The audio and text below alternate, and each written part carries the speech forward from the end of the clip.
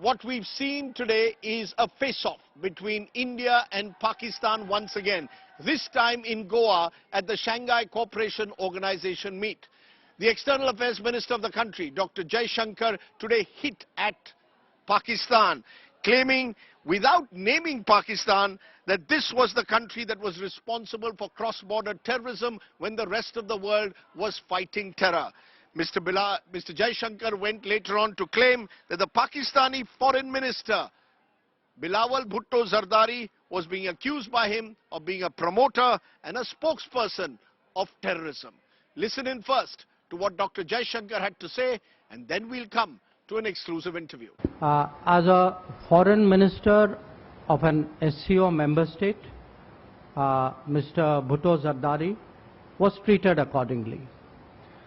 As a promoter, justifier, and I'm sorry to say spokesperson of a terrorism industry, which is the mainstay of Pakistan, his positions were called out and they were countered, including at the SCO meeting itself.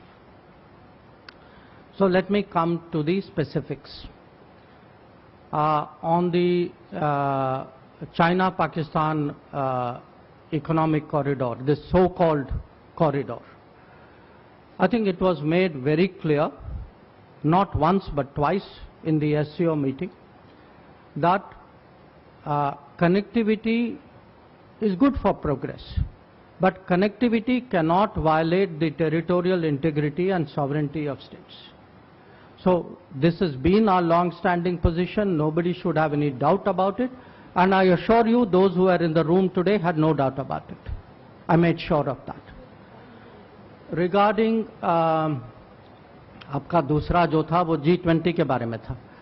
Now, you know, I don't think there is a G20 issue to debate with anybody. Certainly not with a country which is nothing to do with the G20. I mean, Jammu and Kashmir was, is, will always be a part of India.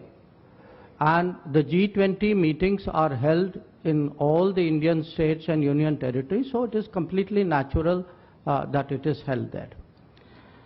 जो आपका जो दूसरा सवाल जो था कि from what I understood that India and Pakistan should sit together. You know, victims of terrorism do not sit together with perpetrators of terrorism to discuss terrorism. Victims of terrorism defend themselves, counter acts of terrorism, they call it out, they delegitimize it, and that is exactly what is happening.